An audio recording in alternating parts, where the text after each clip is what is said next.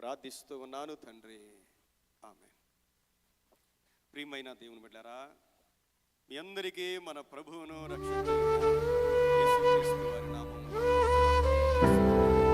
హబక్కూకు గ్రంథంలోని 3వ అధ్యాయము ఒకసారి 18వ వచనాన్ని అందరం చదువుదాం.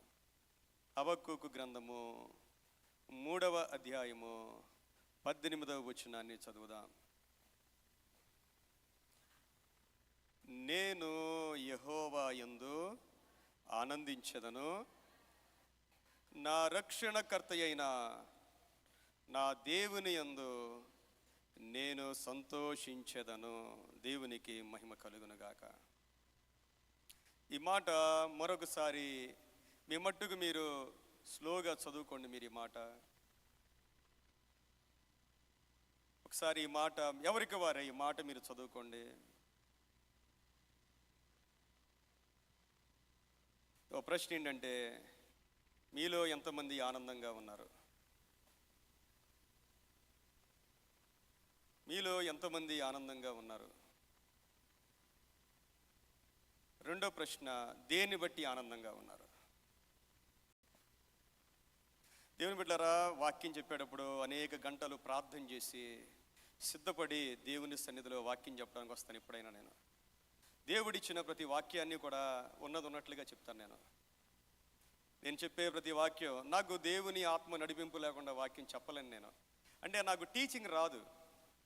పరిశుద్ధాత్మ దేవుని నడిపింపు లేకుండా నేను ప్రార్థన చేయలేను, వాక్యం కూడా చెప్పలేను. నేను నా సొంత మాటలు కానీ నా సొంత ఆలోచనలు కానీ చెప్పలేను కూడా. నా వల్ల అవదలగా.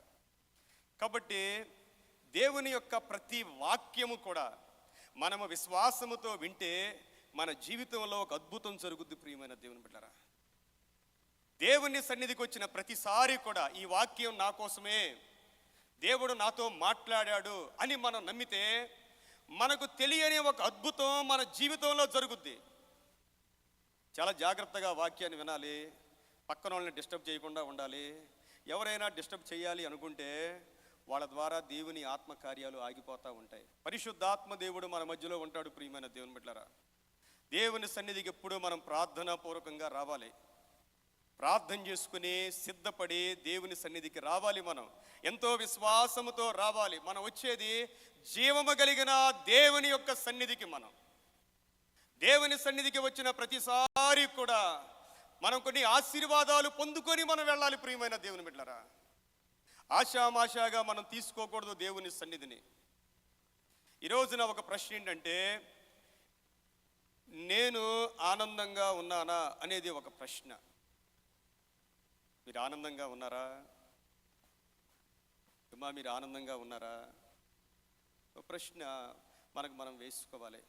బైబిల్ గ్రంథంలో ఆనందంగా ఉండడం అనేది ఒక ఆజ్ఞ. యేసుక్రీస్తు ప్రభు కూడా ఆజ్ఞాపించారు, మీరు ఆనందంగా ఉండండి, మీరు సంతోషంగా ఉండండి అనేది ప్రభువు యొక్క ఆజ్ఞ. కారణం ఏంటంటే, దేవుని బిడ్డలకు ఈ లోకములో ఆనందం అనేది లేదు. దేవుణ్ణి నమ్మిన ఏ వ్యక్తికైనా ఈ లోకములో ఆనందం లేకుండా చేయడమే అపవాది యొక్క పని. అపవాది యొక్క టార్గెట్ ఏంటంటే, ఏ వ్యక్తి అయితే దేవుణ్ణి నమ్మాడో, ఏ వ్యక్తి అయితే ప్రభువునందు విశ్వాసం ఉంచాడో, ఏ వ్యక్తి అయితే దేవునికి లోబడ్డాడో, ఆ వ్యక్తి జీవితంలో ఆనందాన్ని తీసివేయటమే అపవాది యొక్క పని. ప్రియమైన దేవుని బిడ్డలారా, మీరైనా అంతే. మీ జీవితాన్ని దేవునికి పరిపూర్ణంగా సమర్పించుకుంటే, దేవునితో మీరు మాట్లాడడం అలవాటు చేసుకుంటే, దేవుని యొక్క స్వరాన్ని వినడం మీరు అలవాటు చేసుకుంటే, దేవుని యొక్క వాక్యాన్ని ధ్యానం చేయడం మీరు అలవాటు చేసుకుంటే, ఆనందంగా ఉండడం అనేది మనం అలవాటు చేసుకోవాలి. ప్రియమైన దేవుని బిడ్డలారా, క్రైస్తవ్యం అంటే మందిరానికి రావటం, వెళ్ళిపోవటం కాదు, రకరకాలైన కార్యక్రమాల్లో పాల్గొనడం కాదు. ప్రియమైన దేవుని బిడ్డలారా, దేవునితో ఒక వ్యక్తిగతమైన అనుబంధం మనకు ఉండాలి. రోజు బైబిల్ చదివే అనుభవం మనకుందా? రోజు ప్రార్థన చేసే అనుభవం మనకున్నదా? వ్యక్తి జీవితంలో వ్యక్తిగతమైన ప్రార్థన, వ్యక్తిగతంగా దేవుని వాక్యాన్ని ధ్యానం చేసే అనుభవం మొట్టమొదటిగా ఉండాలి. ఒక వ్యక్తి దేవుని యొక్క వాక్యాన్ని ధ్యానం చేయకుండా, ఒక వ్యక్తి ప్రార్థన చేయకుండా దేవుని బిడ్డలం మనం కాలేమో. ప్రియమైన దేవుని బిడ్డలారా, ప్రతిరోజు దేవుని యొక్క వాక్యాన్ని ధ్యానం చేయాలి. పాపము చేసే వ్యక్తి బైబిల్ చదవలేడు, పాపము చేసే వ్యక్తి ప్రార్థన చేయలేడు. అదే ఒక గుర్తు. ప్రతిరోజు కూడా దేవుని యొక్క వాక్యాన్ని చదివి దేవుని సన్నిధిలో ప్రార్థించే వ్యక్తులంగా మనం మారాలి. ఆ వ్యక్తులు చేసే పని ఏమిటంటే, రెండవది కుటుంబ ప్రార్థన చేసుకుంటారు. వ్యక్తిగతమైన దేవునితో గడిపే అనుభవం. రెండవది కుటుంబమంతా కలిసి దేవునితో గడిపే అనుభవం. ఆ రెండవ అనుభవం తర్వాత మూడవ అనుభవం సంఘంలో గొప్ప సాక్షులుగా నిలబడ్డం. ప్రియమైన దేవుని బిడ్డలారా, ఒక్కొక్క మెట్టులో మనము ఎదగవలసిన వారమై ఉన్నాం. ఈ రోజున దేవాతి దేవుని యొక్క సన్నిధిలో హబక్కూకు గారు అంటున్న మాట ఏంటంటే, నేను యెహోవా యందు ఆనందించెదను. హబక్కూకు జీవితంలో అనేకమైన ప్రశ్నలు దేవునికి వేశాడు. దేవునికి వేసిన తరువాత దేవుడు హబక్కూకు గారికి ఉత్తరాన్ని ఇచ్చాడు, జవాబిచ్చాడు.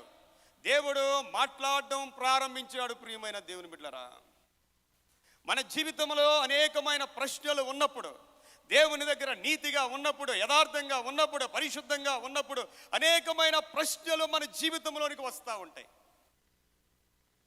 ప్రార్థించేవారు, నీతిగా ఉండేవారికి అనేకమైన ప్రశ్నలు వారి జీవితంలో కలుగుతూ ఉంటాయి. ప్రియమైన దేవుని బిడ్డలారా, దేవా నాకు ఇంకా ఆశీర్వాదం రాలేదేంటి, నాకు ఇంకా దీవెన రాలేదేంటి, నా ప్రార్థన ఇంకా నాయన జవాబు పొందుకోలేదేంటి నేను. ఈ ప్రశ్నలు దేవుని సన్నిధిలో నీతిగా బ్రతికే వారి జీవితాల్లో ఉంటాయి. ప్రియమైన దేవుని బిడ్డలారా, నువ్వు ప్రార్థన చేసే వ్యక్తివైతే ఖచ్చితంగా ఇలాంటి ప్రశ్నలు మనకు కలుగుతూనే ఉంటాయి. ఇంకా ఎంతకాలం నేను ప్రార్థన చేయాలి ప్రభువా. ఈ మధ్యకాలంలో ఒక సహోదరి నాతో మాట్లాడుతూ ఉంది. వారి పాప, వారి చాలా ఉన్నతమైన కుటుంబం, ఆత్మీయంగా కూడా చాలా ఉన్నతమైన కుటుంబం.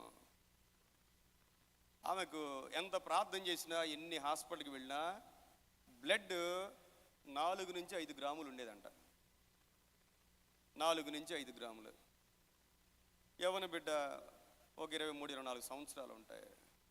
ప్రార్థన చాలా మంచి ప్రార్థన, పరిశుద్ధమైన జీవితం. చిన్నప్పటి నుండి కూడా తల్లిదండ్రులు అంత భక్తిలో పెంచారు.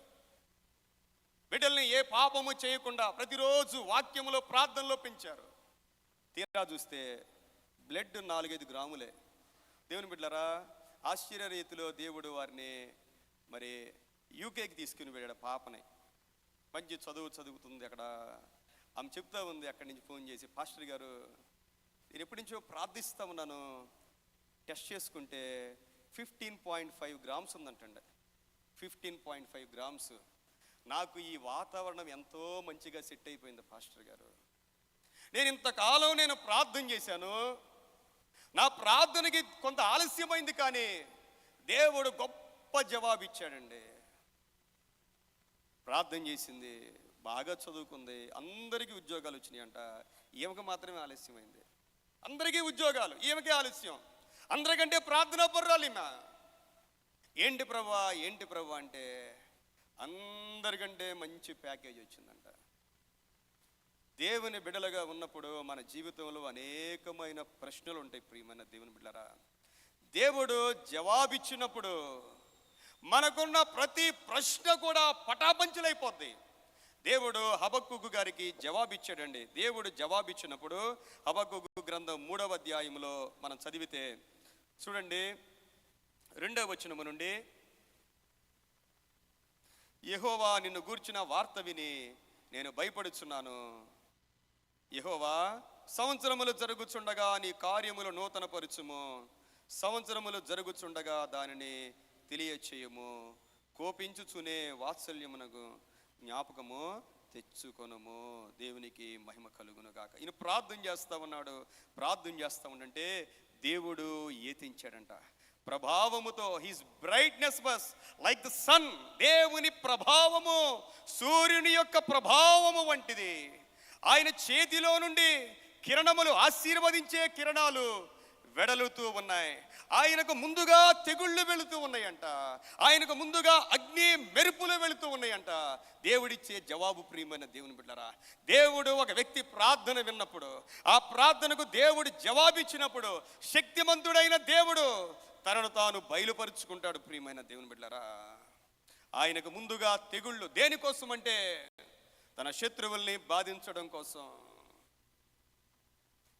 దేవుడు తన బిడ్డలైన వారిని కాపాడుకుంటాడు, రక్షించుకుంటాడు. ఆయన ఎంతగా రక్షించుకుంటాడంటే, ఆయన 13వ వచనములో నీ జనులను రక్షించుటకు నీవు బయలుదేరుచున్నావు, నీవు నియమించిన అభిషక్తుని రక్షించుటకు బయలుదేరుచున్నావు. దేవుడు తన జనులను రక్షించుకునే దేవుడు, తన అభిషక్తుణ్ణి రక్షించుకునే దేవుడు. ఆయన దేవుడు హబక్కూకుతో మాట్లాడిన తరువాత హబక్కూకు యొక్క జీవితము దేవుని మీద ఎంతో విశ్వాసం పెరిగిందంటే, దేవా ఈ లోకములో ఏమి ఉన్నా ఏమి లేకున్నా ఒక నిజమైన విశ్వాసి పలికే మాట ఏంటంటే, దేవుణ్ణి తెలుసుకున్న వ్యక్తి, దేవుణ్ణి అనుభవించిన వ్యక్తి, దేవుని ప్రేమను పొందుకున్న వ్యక్తి, ఆయన అనే మాటలు చాలా ప్రత్యేకంగా ఉంటాయి.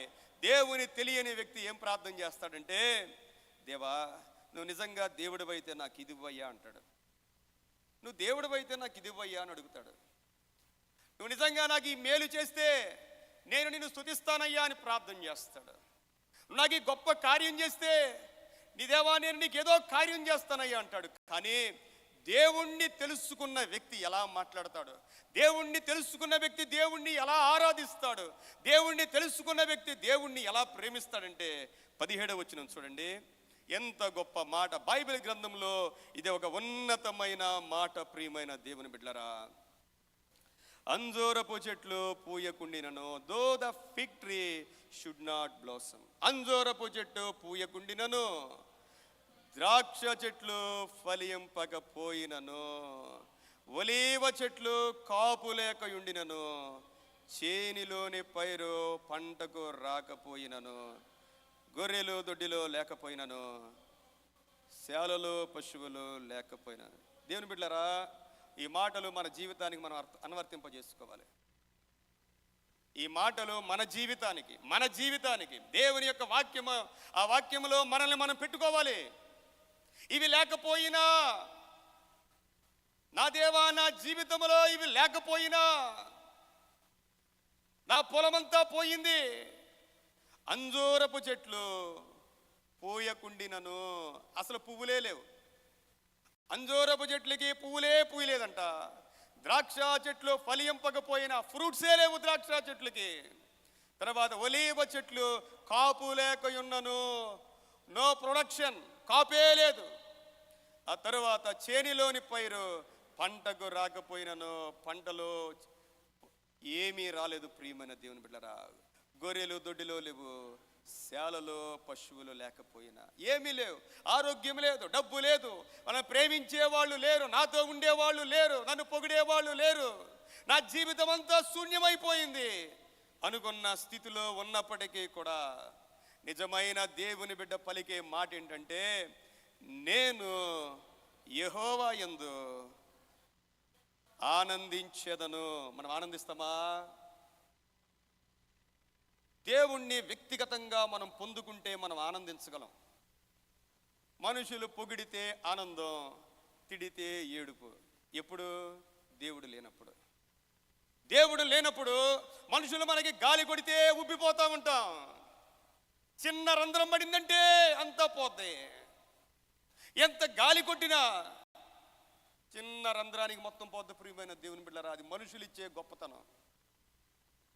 దేవుడిచ్చేది అలాంటిది కాదు. ప్రియమైన దేవుని బిడ్డలారా, మనుషులు మన చుట్టూ అందరూ శత్రువులుగా ఉన్నప్పటికీ, అపవాది మన చుట్టూ మన మీద దాడి చేస్తూ ఉన్నప్పటికీ, మనము ఏది చేసినా అన్నిట్లో మనం ఫెయిల్ అయిపోతూ ఉన్నప్పటికీ కూడా దేవుడు మనలో ఉంటే, దేవుడు మనతో ఉంటే మనము ఆయనలో ఆనందించకుండా మనము ఉండలేము. ప్రియమైన దేవుని బిడ్డలారా, మనం నిజమైన దేవుని బిడ్డో కాదో దీన్ని బట్టి తెలిసిపోద్ది. అమ్మా, దేన్ని బట్టి అయినా నువ్వు నిరాశగా ఉన్నావు, కృంగిపోతున్నావు, ఏడుస్తూ ఉన్నావు, కన్నీటితో ఉన్నావు, సంతోషం లేదు అంటే ఎక్కడో ఏదో భక్తిలో లోటు ఉన్నది, మన విశ్వాసములో లోటు ఉన్నది, మన ప్రార్థనలో లోటు ఉన్నది, మనం అర్థం చేసుకున్న వాక్యములో లోటు ఉన్నది.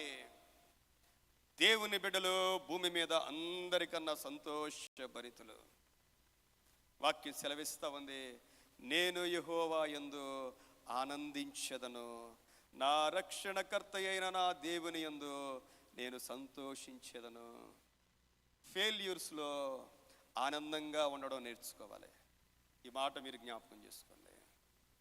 ఫెయిల్యూర్స్, మన జీవితంలో ఉన్న ఫెయిల్యూర్స్, మన బిడ్డల జీవితాల్లో ఉన్న ఫెయిల్యూర్స్, మన జీవితాల్లో ఉన్న నష్టాలు, మన జీవితాల్లో ఉన్న కష్టాలు, వాటిని పట్టుకొని దేవుని దగ్గర మనం ఆనందంగా గడపాలి ప్రియమైన దేవుని బిడ్డలారా. ఎందుకంటే మన దేవుడు సమస్తాన్ని మార్చగలిగిన దేవుడు, సమస్త పరిస్థితుల్ని మార్చగలిగిన దేవుడు ఆయన. ఆ స్థితిలో నుండి మనల్ని పైకి లేవనెత్తే దేవుడు ఆయన. మనం సేవించే దేవుడు అంత గొప్ప దేవుడు. ఈరోజు మనం చదివిన మత్తయి సువార్తలో 5వ అధ్యాయంలో ప్రభువారు ఇచ్చిన ఆజ్ఞ ఇది. ఏమన్నారైనా 12వ వచనం చూడండి. సంతోషించి ఆనందించుడి. ఏం చేయాలంట? సంతోషించి. అందరు చెప్పండి, సంతోషించి. ఎప్పుడు సంతోషించాలి? ఎప్పుడు ఆనందించాలి? ఎప్పుడు సంతోషించాలి? మీకు మాట చెప్తున్నాను, మనుషులు మనల్ని ఎప్పుడు పొగిడినా మనకు సమస్యలు వస్తాయండి. చాలామంది పొగడ్తలు కావాలి. అసలు దేవుని సన్నిధిలో అసలు మనం పొగడ్తలే మనం ఆశపడకూడదండి. కానీ ఈ శరీరం, మట్టి శరీరానికి ఇది పొగడ్తలకి ఇష్టపడే శరీరం ఇది. దేవుని బిడ్డలారా, ప్రభు అంటున్నాడు, సంతోషించి ఆనందించండి. శిష్యులారా, మీరు సంతోషించండి, మీరు ఆనందించండి, పరలోకమందు మీ ఫలము అధికమగును. అసలు పరలోకమందు మనం నమ్ముతున్నామా? మనం దేవుడు మన కొరకు పరలోకాన్ని సిద్ధపరిచాడని, మనం పరలోక వారసులమని, మనం చేసే ప్రతీది కూడా ఆ ప్రతిఫలం దేవుడు పరలోకములో కూడా మనకిస్తాడని మనం బలంగా నమ్మాలి. ప్రియమైన దేవుని బిడ్డలారా, సంతోషించి ఆనందించండి. ఎప్పుడంటే ఆ పైన చెప్పాడు 11వ వచనములో, నా నిమిత్తము. ఎవరి నిమిత్తం? యేసు ప్రభు నిమిత్తము, యేసయ్య నిమిత్తము, నా నిమిత్తము జనులు మిమ్మును నిందించి హింసించి మీ మీద అబద్ధముగా చెడ్డ మాటలెల్లా పలుకున్నప్పుడు మీరు ధన్యులు. చాలామంది ఎవరినైనా మనల్ని నిందిస్తే, హింసిస్తే, మన గురించి చెడ్డ మాటలు మాట్లాడితే వాళ్ళు చెప్పే మొట్టమొదటి మాట ఏంటంటే, బ్రదర్ చర్చికి రాను ఇంకా నేను. తెలుసండి, ఎవరైనా చర్చిలో పని చేయాలంటే వాళ్ళని పొగడాలి. ఫలానాయన ఫలానా టాలెంట్ ఉంది, ఫలానాయన ఫలానా, ఫలానాయన ఫలానా, ఫలానామె ఫలానా అని మనం పొగుడుతూ ఉంటే చేసే వాళ్ళకి ఇన్స్పిరేషన్ కలుగుతూ ఉంటుంది. అది శరీర సంబంధమైన మనస్సు, అది శరీర సంబంధమైన ప్రేరేపణది.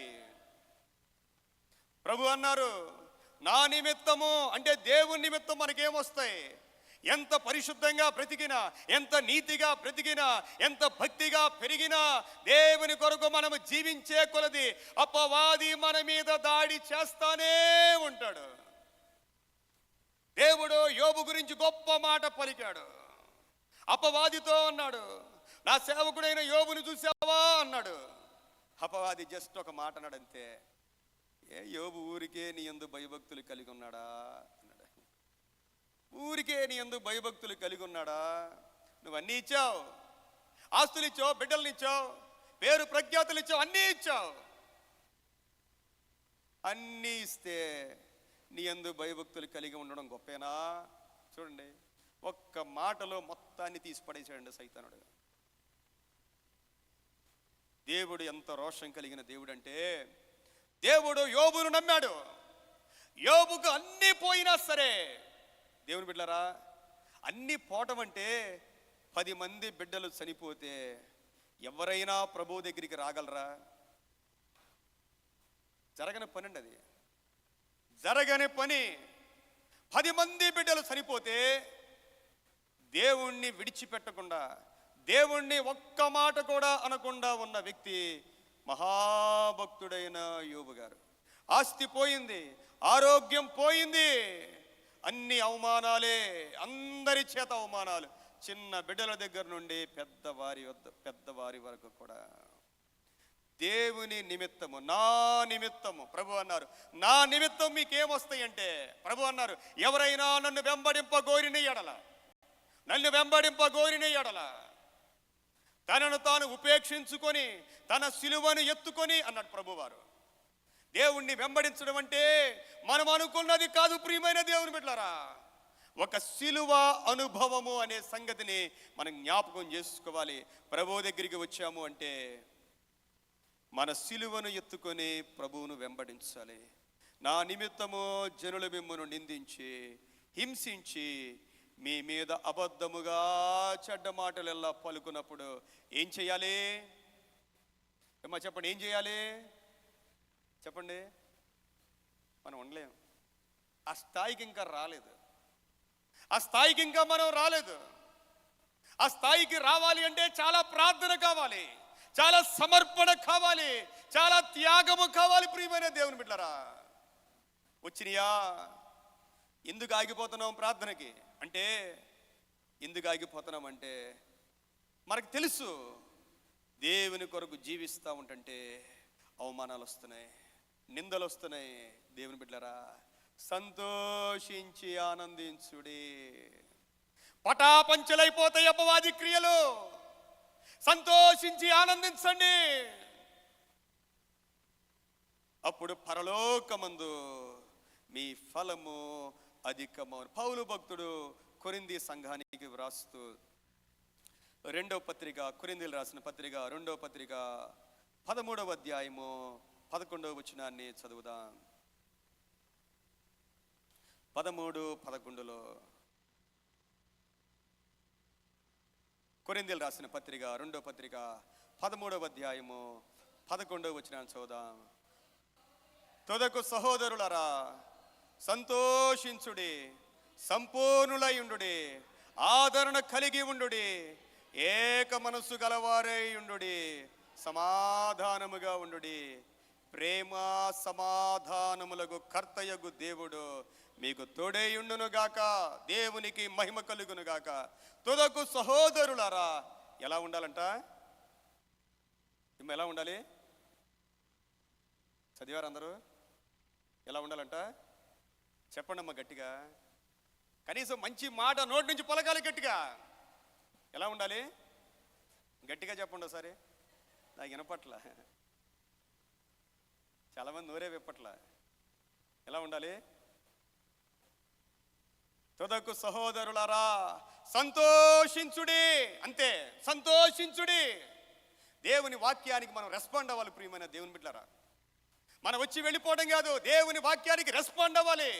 పరిశుద్ధాత్మ దేవునికి రెస్పాండ్ అవ్వాలి. నీ నోరు, నీ హృదయం తెరవబడాలి. దేవుని వాక్యాన్ని మీ హృదయంలో పెట్టుకోండి. సంతోషించుడి.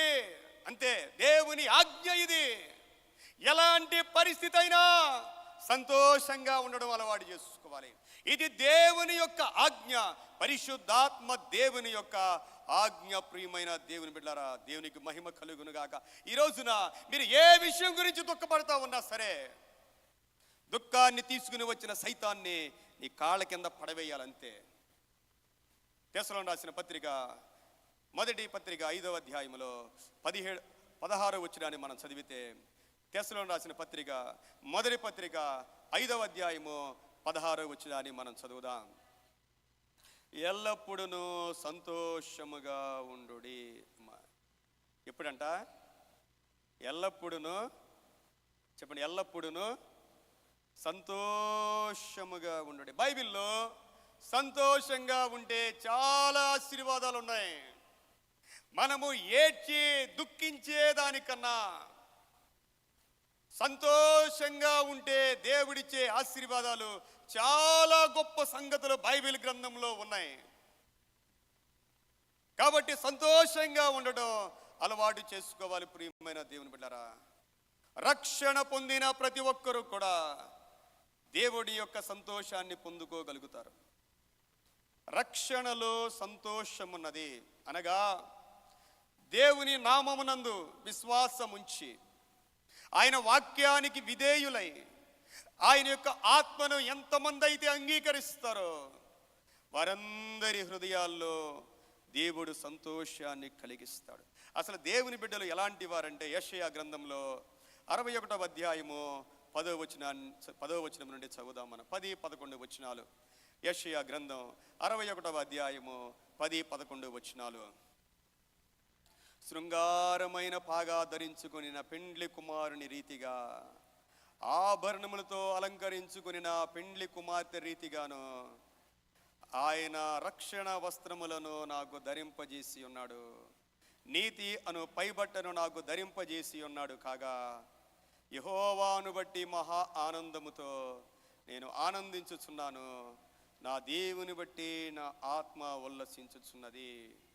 దేవుని బిడ్డల ఆనందము ఎక్కడ ఉన్నది అంటే దేవుడిచ్చిన రక్షణలోనే ఆనందం ఉన్నది.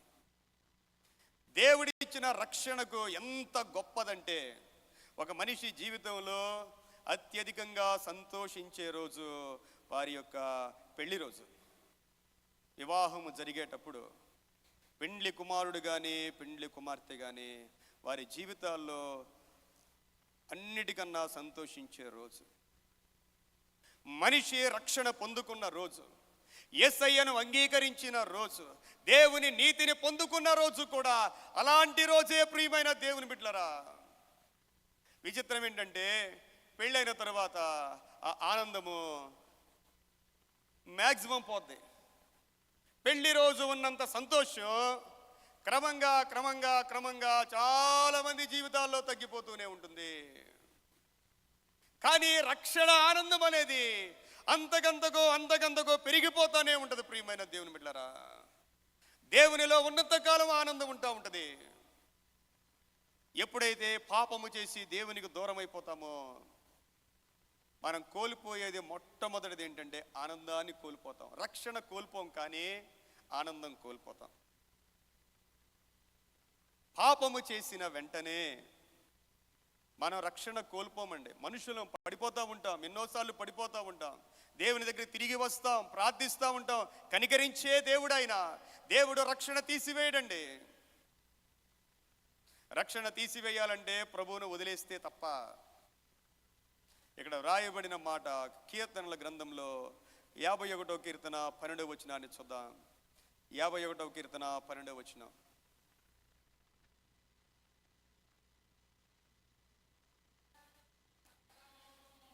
నీ రక్షణానందమును నాకు మరలా పుట్టించుము. దావీదు రక్షణ ఆనందాన్ని కోల్పోయాడు. రక్షణ కోల్పోలేదు దావీదు, రక్షణ ఆనందాన్ని కోల్పోయాడు. ప్రియమైన దేవుని బిడ్డలారా, కొన్నిసార్లు మనం పాపం చేస్తే రక్షణ ఆనందాన్ని పోగొట్టుకుంటాం, రక్షణను పోగొట్టుకోం. ఒకవేళ ప్రభు నామాన్ని మనం వదిలేస్తే తప్ప, పరిశుద్ధాత్మ దేవుణ్ణి తృణీకరిస్తే తప్ప రక్షణను పోగొట్టుకోం. రక్షణ ఆనందం పోయింది. మళ్ళా తిరిగి ప్రార్థిస్తా ఉన్నాడు, కన్నీటితో ప్రార్థిస్తా ఉన్నాడు. అయ్యా, నేను పాపం చేశాను, ఆ ఆనందం కోల్పోయాను నాయనా. నా ముఖం మారిపోయింది, నా హృదయం మారిపోయింది. దేవా, నాకు తిరిగి ఆ రక్షణ ఆనందం కావాలి. ఆ రక్షణ ఆనందాన్ని ఇచ్చేది దేవుడే. ప్రియమైన దేవుని బిడ్డలారా, దేవుడే ఇస్తాడు. రక్షణలో ఆనందమున్నది. రెండవది, ఈరోజు మనం చదివిన కీర్తన 16వ కీర్తన 11వ వచనాన్ని చదువుదాం మనం. 16వ కీర్తన 11వ వచనం.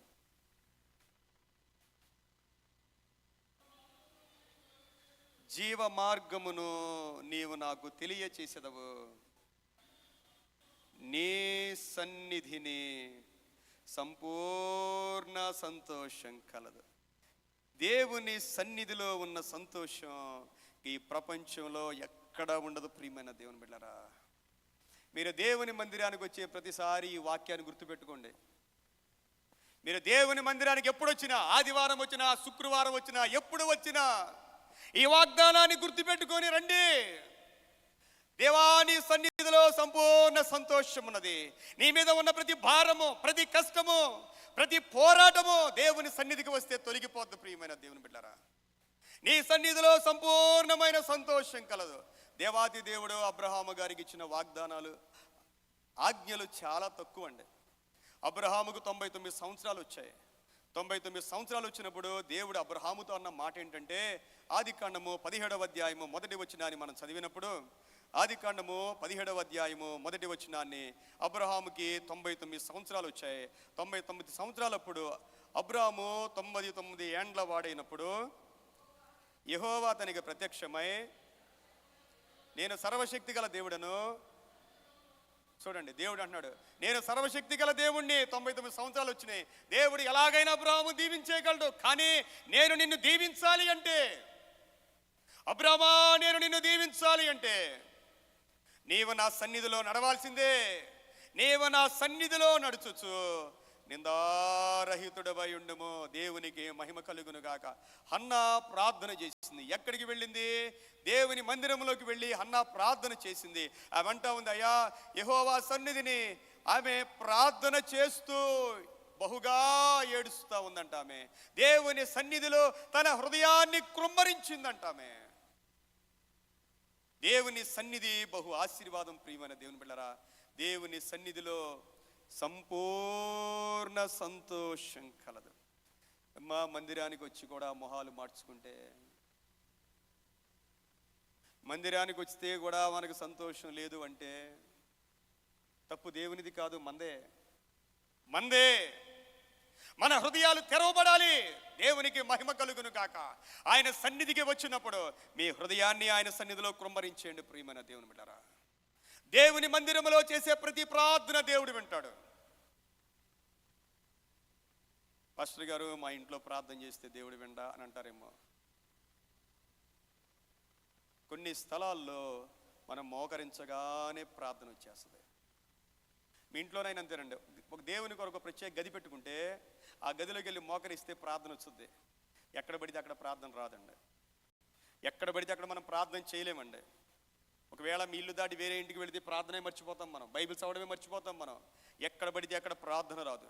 దేవుని మందిరములో, పరిశుద్ధ సన్నిధిలో నీ హృదయాన్ని కృమ్మరిస్తే దేవుడు మన ప్రార్థనను ఆలకించే దేవుడై ఉన్నాడు. ప్రియమైన దేవుని బిడ్డలారా, దేవునికి మహిమ కలుగును గాక. మూడవ సంగతి, దేవుని యొక్క వాక్యములో సంతోషం ఉన్నది. ఇర్మియా గ్రంథం 15వ అధ్యాయము 16వ వచనాన్ని చదువుదాం. ఇర్మియా గ్రంథం 15వ అధ్యాయము 16వ వచనాన్ని చదువుదాం. నీ మాటలు నాకు దొరకగా నేను వాటిని భుజించితిని. సైన్యములకు అధిపతికి యెహోవా, దేవా నీ పేరు నాకు పెట్టబడిను గనుక. ఏముందమ్మ అక్కడ? నీ మాటలు నాకు సంతోషమును, నా హృదయమునకును ఆనందమును కలుగ చేయుచున్న. ప్రపంచంలో ఏ మనిషి మాటలు ఇవ్వలేని సంతోషం దేవుని వాక్యం ఇచ్చుద్ది. ప్రియమైన దేవుని బిడ్డలారా, మీలో ఎంతమంది దేవుని వాక్యాన్ని ధ్యానం చేస్తున్నారో నాకు తెలియదు. నీ మాటలు నాకు సంతోషమును, నా హృదయమునకు ఆనందమును కలుగ చేయుచున్నవి. మొట్టమొదటి కీర్తనలో ఈ మాటలే మనం చదువుతాం. దుష్టుల ఆలోచన చొప్పున నడువక, పాపుల మార్గమున నిలువక, అపహాసకులు కూర్చుండు చోటను కూర్చుండక, యెహోవా ధర్మశాస్త్రమునందు ఆనందించుచు దివారాత్రములు దానిని ధ్యానించువాడు. చెప్పండి, దివారాత్రములు దానిని ధ్యానించువాడు. మీలో ఎంతమంది దేవునితో, దేవుని వాక్యంతో అంత సమయాన్ని గడుపుతున్నారు? మనుషులతో ఎంత సమయం గడిపినా వ్యర్థమే. మనుషుల మాటల్లో జీవముండదు. ప్రియమైన దేవుని బిడ్డలారా, దేవుని వాక్యానికి మనం కనెక్ట్ అయిపోవాలి. ధర్మశాస్త్రమునందు ఆనందించుచు దివారాత్రములు దానిని ధ్యానించువాడు ధన్యుడు. దేవుని వాక్యం ధ్యానం చేస్తే ఎలాంటి సమస్య ఉన్నా దేవుడు తన వాక్యం ద్వారా మనకి బాధలన్నీ తొలగించేస్తాడండి. దేవుని వాక్యం నెమ్మదిస్తుంది, సంతోషాన్ని ఇస్తుంది, సమాధానాన్ని ఇస్తుంది. దేవుని యొక్క వాక్యం మనల్ని బ్రతికించేది వాక్యమే. దేవుని వాక్యమే కాదు, దేవుని ఆత్మ కూడా. ఆత్మ ఫలములేమనగా, గలతీయులకు రాసిన పత్రిక 5వ అధ్యాయం 22వ వచనం నుండి ఆత్మ ఫలములేమనగా చెప్పండి. మొట్టమొదటిది ఏంటిది? ప్రేమ. రెండోది ప్రేమ సంతోషము. రెండోదే ప్రేమ సంతోషం. పరిశుద్ధాత్మ దేవుడు ఉంటే ఉప్పొంగే సంతోషం. ప్రియమైన దేవుని బిడ్డలారా, ఉప్పొంగిపోయే సంతోషం. పరిశుద్ధాత్మ దేవుణ్ణి ఎవరు కలిగి ఉంటారో, ఎవరు పరిశుద్ధాత్మ దేవునికి లోబడతారో, ఆయన సన్నిధికి అంగీకరిస్తారో, వారిలో ఉండేది ప్రేమే. ద్వేషం అనేది ఎవరి మీద ఉండకూడదు. ప్రియమైన దేవుని బిడ్డలారా, ద్వేషం అనేది ఒక వేరు, చేదైన వేరు. అపవాది యొక్క బలమైన ఆయుధం ఏంటంటే ద్వేషం. ప్రేమ. రెండవది సంతోషము. అసలు దేవుని రాజ్యము భోజనము పానము కాదు. కానీ రోమా 14:17 ఏముంటుందండి? దేవుని రాజ్యం అంటేనే భోజనము కాదు, పానం కాదు. మనం అలా మార్చేసాం, అవునా కదండి? మనమేంటి, ప్రార్థన అంటే దేనికి ప్రాముఖ్యత ఇస్తాం? భోజనాలకి. భోజనాలు ఉన్నాయి కాబట్టి వాక్యం 5 నిమిషాలే చెప్పాలి. వాక్యం ప్రాముఖ్యత పోయింది. అసలు దేవుని రాజ్యం అంటే భోజనము కాదు, పానము కాదు, కానీ నీతి, సమాధానము, పరిశుద్ధాత్మ యందలి ఆనందము. ఆత్మలో ఆనందము. ప్రియమైన దేవుని బిడ్డలారా, దేవుడు ఆయన బిడ్డలైన వారికి సంతోషాన్ని ఇచ్చాడు. ఈ సంగతులు మనం జ్ఞాపకం చేసుకోవాలి. ప్రియమైన దేవుని బిడ్డలారా, దేవుడు ఆనందిస్తే చాలా ఆశీర్వాదాలు దేవుడిచ్చాడు. ఈ మాటలు మీ మనసులో పెట్టుకోండి. మీలో ఏ విషయం కోసం దుఃఖపడుతున్నా ఈ రోజు నుండి ఆ దుఃఖాన్ని తొలగించేసేయండి. దేని గురించి దుఃఖవద్దు. మన సంతోషం దేవునిలోనే ఉంది. దేవునిలో ఆనందిస్తే. కీర్తనలు 37:4. ఈ మాటలు మీకు వచ్చేయాలి. ఈ మాటలు మీకు బైహార్ట్ అయిపోవాలి. కీర్తనలు 37వ కీర్తన 4వ వచనంలో ఏముంది? యెహోవాను బట్టి. యెహోవాను బట్టి. గట్టిగా చెప్పండి అందరూ. బైబిల్ ఉన్న వాళ్ళందరూ చూడండి ఒకసారి బైబిల్లో. యెహోవాను బట్టి చెప్పండి. యెహోవాను బట్టి సంతోషించుము. కోరికలు తీరాలంటే ఏడిస్తే కోరికలు తీరవు. పిల్లలు ఏదైనా కొనకపోతే ఏడుస్తారు. డాడీ ఇది కొన్ను, మమ్మీ ఇది వండు అని ఏడుస్తూ ఉంటారు. ఏడవడం వల్ల మనం కృంగిపోతాం. మనం ఇంకా దిగులు చెందుతాం. మనం ఇంకా పైకి లేవలేని వారం అయిపోతాం. ప్రియమైన దేవుని బిడ్డలారా, యెహోవాను బట్టి చెప్పండి ఏం చేయాలి? చెప్పండి. యెహోవాను బట్టి ఏం చేయాలి? మీకు ఎన్ని కోరికలు ఉన్నాయి రాసుకోండి. మీ కోరికలన్నీ, మీ విషయంలో, మీ బిడ్డల విషయంలో ఎన్ని కోరికలు ఉన్నాయి అన్ని రాసుకొని దేవునిలో ఆనందించడం ప్రారంభించండి. నాకు ఎంత గొప్ప దేవుడు అన్నాడు, నా కోరికలు తీర్చే దేవుడు అన్నాడు, నా పాపాలు క్షమించే దేవుడు ఉన్నాడు, నా ప్రార్థనకు జవాబిచ్చే దేవుడు ఉన్నాడు, నన్ను విడువని దేవుడు ఉన్నాడు. సంతోషించడం ప్రారంభించాలి. ప్రియమైన దేవుని బిడ్డలారా, యెహోవాను బట్టి సంతోషించుము, ఆయన నీ హృదయ వాంఛలు తీర్చును. మన హృదయ వాంఛలు కొన్నిసార్లు మనుషులకి చెప్తే నవ్వుతారండి. మన హృదయ వాంఛలు మనుషులకి చెప్తే ఏం చేస్తారు? అవునా కదండి? వృద్ధులు ఉన్నారు, 60 సంవత్సరాలు దాటిపోయినాయి, పిల్లలు లేరు. పాస్టర్ గారు మాకు పిల్లలు కావాలండి, ప్రార్థన చేయండి అంటే వినేవాళ్ళందరూ ఏం చేస్తారు? చెప్పండి, ఏం చేస్తారు? నవ్వుతారు. నవ్వరా?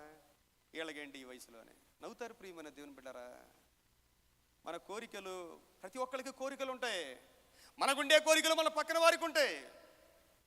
దేవుని బిడ్డలారా, జకరియా జీవితాన్ని చూస్తే ఆశ్చర్యం వేస్తుంది. వారిద్దరూ బహుకాలము గడిచిన వృద్ధులైరి. దేవుని మందిరంలోకి వెళ్ళి యాజకత్వం చేస్తా ఉండంటే దేవుని దూత మందిరములోనికి దిగి వచ్చి, జకరియా నీ ప్రార్థన వినబడింది. ఏంటి ఆ ప్రార్థన? ఏంటి జకరియా ప్రార్థన? నీ భార్య గర్భవతి అయి నీకు కుమారుణ్ణి కంటదే. ఇదే ఎవరికన్నా నా కోసం ప్రార్థన చేయండి, మాకు పిల్లలు కావాలి అని వృద్ధులంటే అందరు నవ్వుకుంటారు. ప్రియమైన దేవుని బిడ్డరా, నవ్వుకుంటారండి. మన కోరికలో మన పక్కన వాళ్ళకి నవ్వు రావచ్చు. పరమ తండ్రి, ప్రేమ కలిగిన తండ్రి ఆ యేసయ్య మన హృదయ వాంఛల్ని తీర్చేవాడైనా ఎప్పుడు తీరుస్తాడైనా?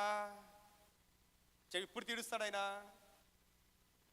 యెహోవాను బట్టి. చెప్పండి, యెహోవాను బట్టి మీ మొహాలు సంతోషంగా ఉంటే అందరు ఇష్టపడతారు. ప్రియమైన దేవుని బిడ్డరా, మన మొహాలు మార్చుకుని పక్క నుంచి వెళ్ళిపోతున్నాం అనుకోండి, ఎవరు ఇష్టపడరు, ఎవరు ఇష్టపడరండి. మనలో ఉన్న బలహీనతది. మన మొహాలు మాడిపోతున్నాయా? మనలో దేవుడు లేడు, దేవుని ఆత్మ లేదు, మన ప్రార్థన యథార్థమైంది కానే కాదు, ఎక్కడో లోపం ఉన్నది. నీ జీవితంలో నువ్వు ఎప్పుడు సంతోషంగానే ఉండాలి. నువ్వు నమ్మిన దేవుడు గొప్ప దేవుడు. ప్రియమైన దేవుని బిడ్డరా, యెహోవాను బట్టి సంతోషించుము. నెహెమ్యా గ్రంథం 8వ అధ్యాయం 10వ వచనములో చివరి వచనం మనం చదివినప్పుడు, నెహెమ్యా గ్రంథం 8వ అధ్యాయం 10వ వచనాన్ని చదువుదాం. మీరు దుఃఖపడకుడి, చివరిలో ఉందండి, మీరు దుఃఖపడకుడి. నెహెమ్యా గ్రంథం అందరూ చూడండి అమ్మా, బైబిల్ గ్రంథంలో నెహెమ్యా గ్రంథం 8వ అధ్యాయం 10వ వచనాన్ని చదువుదాం. మీరు దుఃఖపడకుడి, యెహోవా యందు ఆనందించుట వలన మీరు బలముందెదరు, దేవునికి మహిమ కలుగును గాక. ఆనందిస్తే బలం, ఆనందిస్తే బలం. కృంగిపోవటం కాదు, నిరాశపడటం కాదు, యెహోవాను బట్టి మనము ఆనందించాలి. ప్రియమైన దేవుని బిడ్డరా, ఆనందిస్తే దేవుడు మనకి బలాన్ని ఇస్తాడు. మరొక మాట మనం చదువుదాం. సామెతల గ్రంథం 17వ అధ్యాయము 22వ వచనాన్ని చదువుదాం. సామెతల గ్రంథం 17:22. సంతోషము గల మనస్సు ఆరోగ్య కారణము, నలిగిన మనస్సు ఎముకలను ఎండిపోవచ్చేను. మనిషికి బీపీ వచ్చింది అనగానే మనిషి డల్ అయిపోతాడు, షుగర్ వచ్చింది అనగానే డల్ అయిపోతాడు, ఏదైనా రోగం వచ్చింది అనగానే డల్ అయిపోతాడు. అది ఎప్పటి నుంచో బాడీలో ఉన్న రోగమే. అది షుగర్ వచ్చిందనుకోండి, షుగర్ వచ్చి తెలియడానికి చాలా కాలం పట్టుద్ది. డాక్టర్ దగ్గరికి వెళితే చాలా ఎక్కువ ఉంది, 500 వచ్చిందంటారు. వినగానే అప్పుడు దాకా ఉన్న మనిషి అదే రోజు సగమైపోతాడు. ఎందుకంటే పోయింది సంతోషం. కానీ ప్రియమైన దేవుని బిడ్డలారా, ఈ లోకంలో ఎవ్వరు ఎన్ని చెప్పినా, ఆరోగ్యం ఉన్నా లేకపోయినా, ఐశ్వర్యం ఉన్నా లేకపోయినా, మనం ఎలా ఉండాలంటే సంతోషము గల మనస్సు. నీ మనసు సంతోషంగా ఉండేలాగా చూసుకో. ఎవరిని బట్టి నీ సంతోషాన్ని నువ్వు కోల్పోవద్దు, ఎవరి మాటల్ని బట్టి నీ సంతోషాన్ని నువ్వు కోల్పోవద్దు.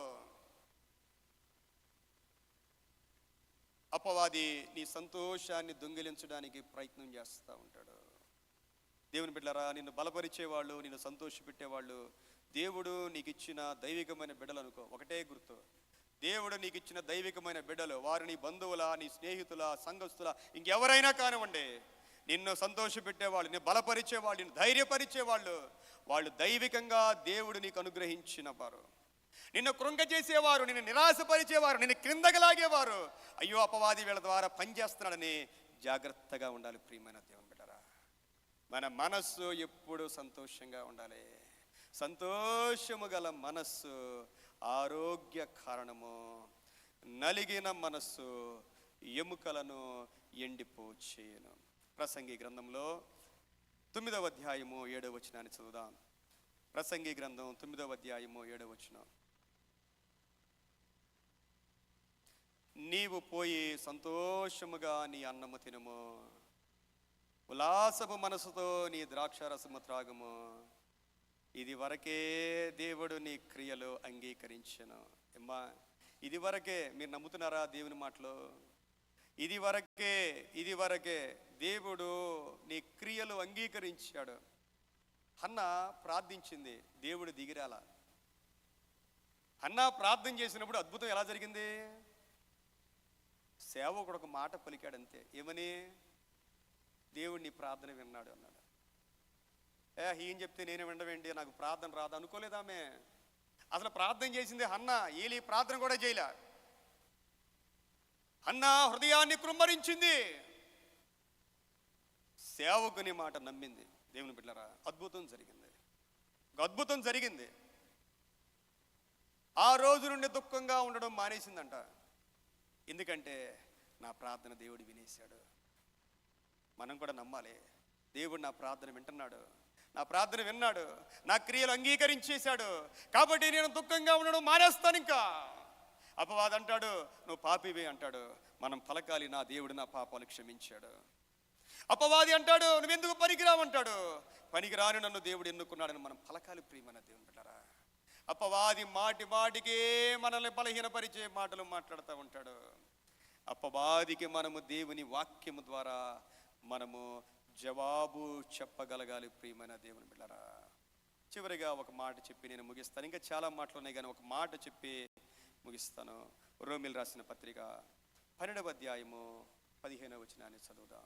ఒక క్రైస్తవుడు చేయవలసిన పని తోటి వారి ఎడల ఒక సాటి అయిన క్రైస్తవుడిగా, దేవుని బిడ్డగా మనం ఏం చేయాలి అంటే, ఒక మాట 12వ అధ్యాయములో 15వ వచనాన్ని చదువుదాం. సంతోషించు వారితో సంతోషించుడి, ఏడ్చు వారితో ఏడ్చు. చాలండి అమ్మా. ఈ రోజుల్లో మనకి ఏదైనా మేలు కలిగితే పక్కన వాళ్ళకి చెప్తాం. మనం చెప్తారా ఎవరన్నా? ఎందుకు చెప్పట్లా? మనల్ని చూసి ఏడుస్తారండి అని. ఒకటేనండి, ఎవరు పక్కన వాళ్ళకి ఏం చెప్పట్లా. అసలు దేవుని బిడ్డ లక్షణం ఏంటంటే, ఎవరికైనా సంతోషం కలిగితే మనం మనకైనట్టు సంతోషపడిపోవాలి. ప్రియమైన దేవుని బిడ్డలారా, పక్కన వాళ్ళు మంచి బట్టలు వేసుకున్నారు, సంతోషపడాలి. బంగారం మునుకు సంతోషపడాలి. మంచి దేవుడు దీవించాడు, సంతోషపడాలి. ఒక దేవుని బిడ్డగా మనం చేయవలసిన పని ఏంటంటే, సంతోషించు వారితో సంతోషించాలి. ఏడ్చేవారిని చూసి మనం సంతోషించకూడదండి. అసలు ఏడ్చేవారిని చూసి, బాధపడేవారిని చూసి, కన్నీటితో ఉన్నవారిని చూసి ఒక దేవుని బిడ్డగా మనం సంతోషించకూడదు. దేవుడు సంతోషపడ్డండి. అలాగా సంతోషించు వారితో సంతోషించుడి, ఏడ్చు వారితో చెప్పండి, ఏడ్చు వారితో. నాకు ఎవ్వరు ఏ మంచి పని చెప్పినా నేను చాలా సంతోషపడతాను. ప్రియమైన దేవుని బిడ్డలారా,